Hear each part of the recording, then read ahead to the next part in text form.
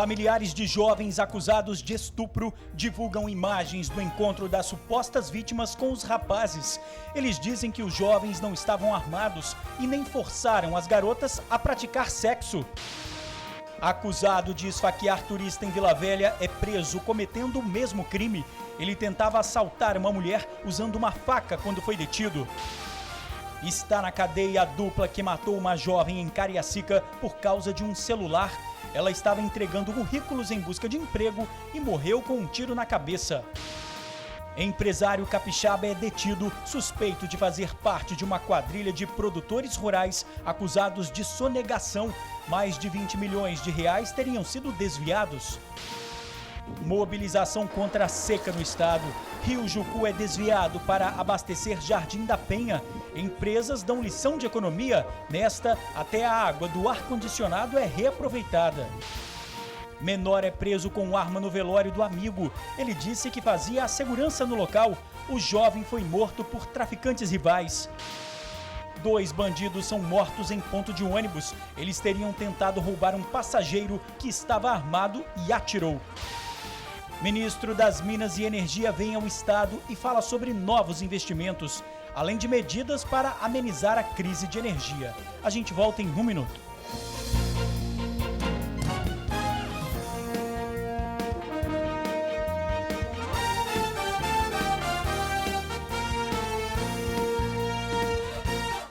Olá, boa noite. Familiares de acusados de estuprar adolescentes em Vila Velha quebram o silêncio. Eles apresentaram imagens de um circuito de segurança. Afirmam que os rapazes não estavam armados e que não obrigaram as garotas a praticar ato sexual. Conversamos com as mães de 3 dos acusados pelas adolescentes de estupro. Elas e outros familiares nos apresentaram imagens que, segundo as famílias, foram registradas no mesmo dia em que as adolescentes afirmam ter sido violentadas. Na versão dos familiares, com base nos vídeos, às 18h19 do dia 1º de janeiro, elas chegam na rua Monte Castelo, no bairro Alecrim, em Vila Velha, e falam com um garoto. Às 18h25, um grupo de rapazes também chega na rua.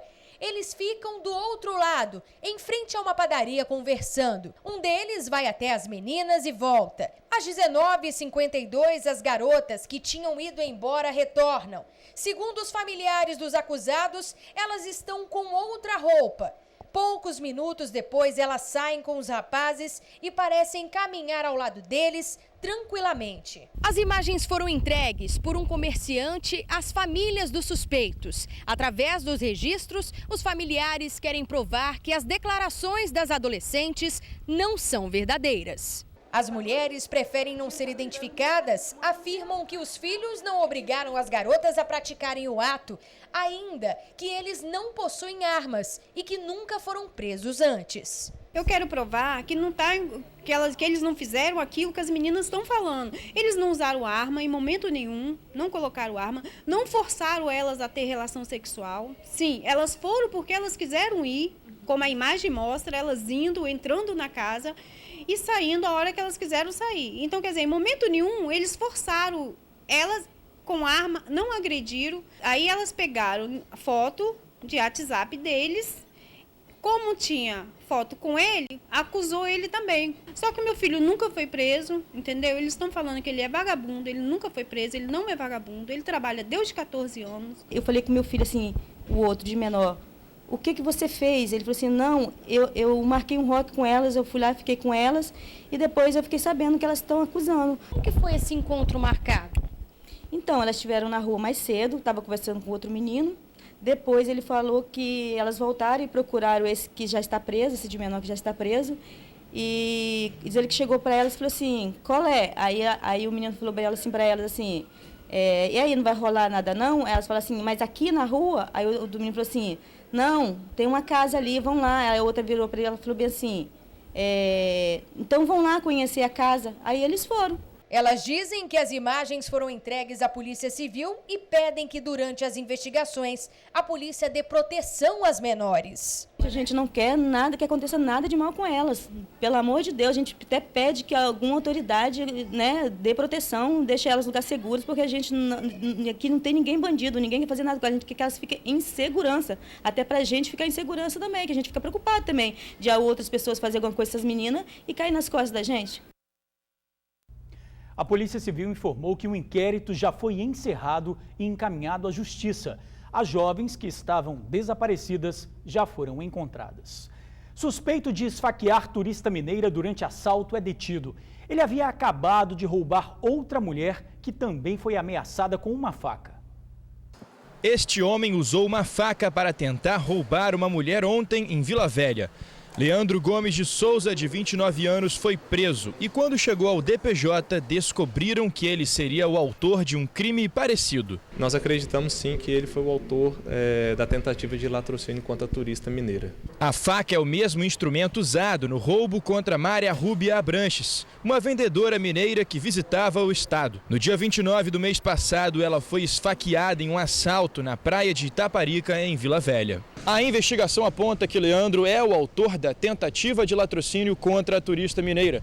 Isso foi possível pois as características passadas na data do crime e o reconhecimento pela vítima confirmam que realmente era ele. Apesar das provas de autoria, Leandro nega que tenha esfaqueado Mara. Fui preso fazendo assalto com a faca, eu e outra pessoa. O que você tem a ver com outro caso? Eu não tenho a ver nada com isso, nada. Não tenho nada a declarar sobre esse caso, nem sabia que tinha acontecido isso, sabia agora aqui dentro.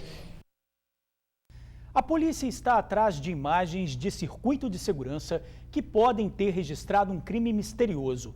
2 bandidos foram mortos, supostamente, depois de tentar roubar um homem que estava num ponto de ônibus na Serra. O corpo de Alfredo de Souza Garcia, de 21 anos, ficou caído no ponto de ônibus. Keive de Rosa Carvalho, também de 21, ficou mais à frente, na calçada. Os policiais contaram 15 cápsulas de munição .40. O duplo homicídio aconteceu na rua lateral da BR-101, em Valparaíso. Um homem estaria no ponto de ônibus quando 2 tentaram roubá-lo. Ele atirou. Depois de acertá-los, o homem pegou a bicicleta em que a dupla chegou e foi embora. A perícia descobriu que tanto Alfredo quanto Keive estavam com um boné na cintura, um indício de que eles podiam simular estarem armados para roubar. Alfredo tem passagem na polícia por porte ilegal de arma de fogo e roubo. Foram 11 perfurações no corpo dele. Keive, que também tem passagem, tinha apenas uma perfuração de tiro na nuca. A polícia investiga o caso. Fria e sem nenhum arrependimento. Assim estava a mulher detida, acusada de participar do assassinato de uma jovem em Cariacica. O crime aconteceu por causa de um celular. A mulher e o comparsa, o cunhado dela, estão na cadeia. O Emerson do Nascimento Moreira foi preso na última sexta-feira, depois que a polícia recebeu denúncias anônimas. No lugar onde estava, os policiais apreenderam drogas e uma arma de fogo. Além disso, o Emerson guardou um recorte de jornal com a notícia do crime dentro de uma bíblia. Eles saíram de casa com a intenção de fazer assalto. Segundo eles, a expressão que eles utilizaram era: vamos sair para levantar um dinheiro. O Emerson é acusado de ter matado a jovem Meirelle Patrocínio dos Santos no dia 16 de janeiro, em Cariacica. Ele quis roubar o celular da vítima e terminou acertando um tiro na cabeça dela. Para cometer o crime, ele contou com a ajuda da cunhada, Simone Cardoso, de 28 anos. O delegado contou que, em depoimento, ela fez pouco caso da morte da jovem. Ela foi bastante fria, demonstrando nenhum tipo de arrependimento, nenhum tipo de respeito. Inclusive ele falou que tinha pedido perdão para a família, que estava arrependido, perguntando se ela não faria o mesmo. Ela falou que não ia pedir perdão para ninguém, que a família não ia perdoar mesmo e que ela não tinha que pedir perdão para ninguém. Inclusive disse que para onde eu vou na cadeia, logo eu saio. É onde ela está, ela não vai sair mais. E se ela achou que a vida dela valia só R$650, que era o valor do celular dela, o problema é dela. Já na frente das câmeras, Simone mudou a versão. Você acha que eu queria estar aqui? Depende de que você? Da vida da mulher, do meu filho, tá lá sozinho, tá doido. No depoimento, Simone, a polícia falou que você riu, zombou da situação. Eu? Como? Que eu ri? Então a polícia está mentindo. Eu não sei de nada não, velho, eu sei de mim. A polícia contou que no momento do roubo foi Simone quem abordou a vítima. A Mary Ellen resistiu e não entregou o celular. Então, o Emerson resolveu separar as duas para completar o crime. Quando ele chegou perto, a arma teria disparado por acidente. As investigações da polícia apontam realmente para um disparo acidental. O Emerson falou sobre a ação criminosa. Eu lembro que na hora do nervosismo minha arma disparou. Ele já cumpriu 9 anos de pena por roubo e agora vai responder por latrocínio, o roubo seguido de morte, além de tráfico e porte ilegal de arma de fogo. Simone também tem passagem e foi indiciada por latrocínio. Agora, depois de terem tirado a vida de uma jovem, eles dizem estar arrependidos. Me arrependi, pô. Eu não fiz nada, não. Tô arrependido, pedi já perdão. Sei que a família jamais vai me perdoar pelo que aconteceu, que foi uma vida pessoal que perdeu. Mas eu peço perdão da mesma forma, peço perdão e eu só tenho isso a dizer. A seca no Espírito Santo. Indústrias passaram a receber menos água e algumas empresas dão lição de economia, até como reaproveitar a água que sai do ar-condicionado. Os tanques desta empresa de cosméticos em Vila Velha precisam ser lavados a cada produção. A água usada para isso não é jogada fora. Ela vai para o balde e depois é reaproveitada para lavar utensílios. Foi uma ideia dos próprios funcionários que eles perceberam que a gente precisava usar muita água para lavar os tanques e aquela água era descartada. E com a medida que as notícias foram surgindo, a gente percebeu que a gente podia reutilizar essa água para lavar os próprios utensílios, que seria usado uma outra água de primeiro uso. A água que sai dos aparelhos de ar-condicionado também é aproveitada. Ela rega as plantas no jardim ou então vai para a descarga dos vasos. Essas medidas adotadas pela empresa são necessárias hoje em dia, tendo em vista a situação de abastecimento do estado. Existem 2 principais rios que abastecem o Espírito Santo, o Rio Jucu e o Rio Santa Maria. Normalmente, a Cesan consegue captar 3.500 litros de água por segundo desses rios, mas hoje a captação está em 2.900 litros por segundo. Essa queda reflete no abastecimento das casas. O bairro Jardim da Penha, aqui na capital, precisou receber um desvio da estação de tratamento de Cobi para não ficar com as torneiras secas. Essa é uma medida simples para manter as casas abastecidas. Outras mudanças também foram feitas. Nós reduzimos a água para as indústrias, houve uma redução na ArcelorMittal de 40% e uma redução de água tratada para a Vale de 50%. E houve também uma distribuição linear para os moradores, né, dessas regiões. O cenário hoje é de seca. Os rios estão com um volume menor de água. Mesmo assim, flagramos cenas de desperdício, como nesta foto. Por isso, toda a atitude, como utilizar o mesmo copo várias vezes antes de lavar, ajuda. Além de amenizar a crise da água, pode até diminuir a conta no final do mês. A questão da economia da água, de forma direta e indireta, que também tem a economia da energia, vai trazer economia sim para a empresa, essas atitudes que nós temos tomado. Enquanto o sol continuar lá em cima e a chuva não cair, a regra é economizar. É importante que todos que são usuários do rio se conscientizem e todos economizem. A gente está percebendo que está tendo uma economia já, acredito pelas campanhas e pelas reportagens que têm sido transmitidas, pelas imagens dos rios, né, tanto pela TV quanto pelos jornais. Está tendo uma conscientização da população nesse sentido. A Cesan tomou essa decisão de fazer uma distribuição linear da água, porque é preferível que a pessoa receba pouco, mas receba, não fique sem receber. Então é essa a forma como a gente tem trabalhado. A previsão é que comece a chover amanhã, vamos aguardar. Polícia Civil cumpre mandados de busca e apreensão no estado. Um empresário capixaba foi detido. Um dos alvos da operação foi este prédio na Praia da Costa, em Vila Velha. Policiais civis do Grupo de Operações Táticas, o GOT, fizeram buscas no 3º andar do edifício.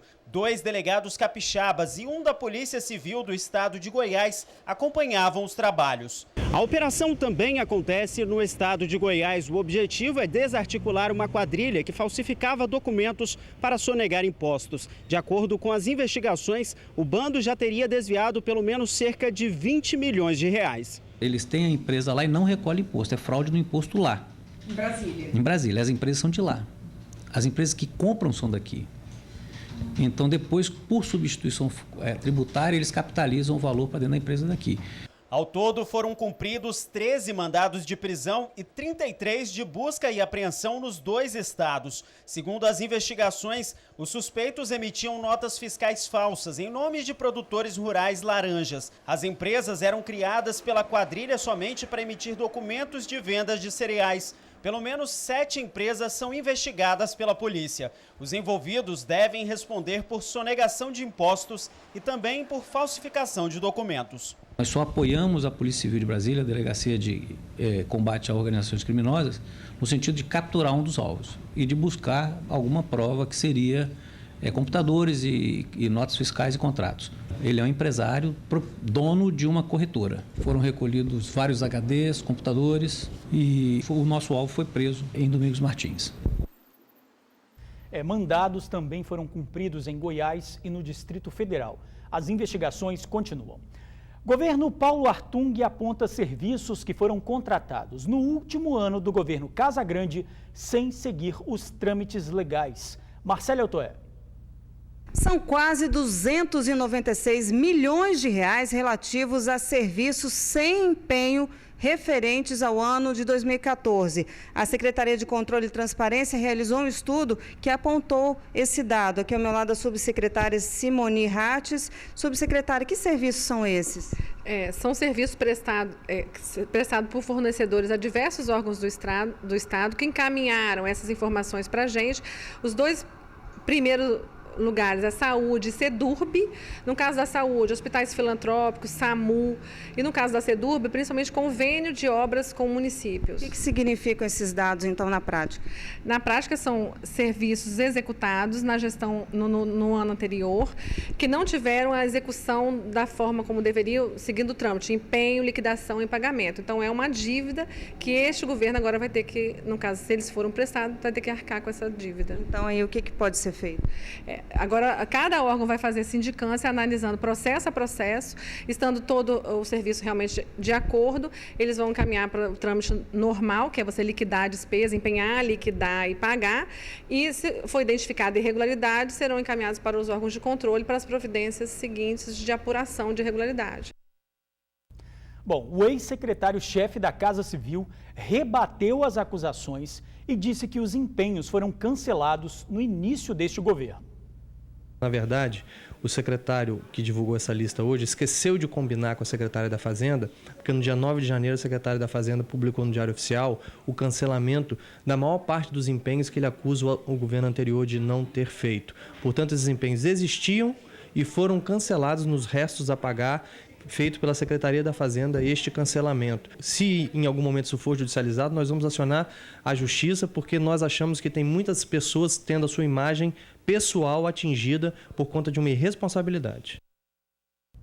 Menor é preso armado em velório do amigo, que teria sido morto por traficantes. A aparente fragilidade do garoto engana. Ele tem 15 anos, mas confessa à polícia que já foi apreendido 4 vezes.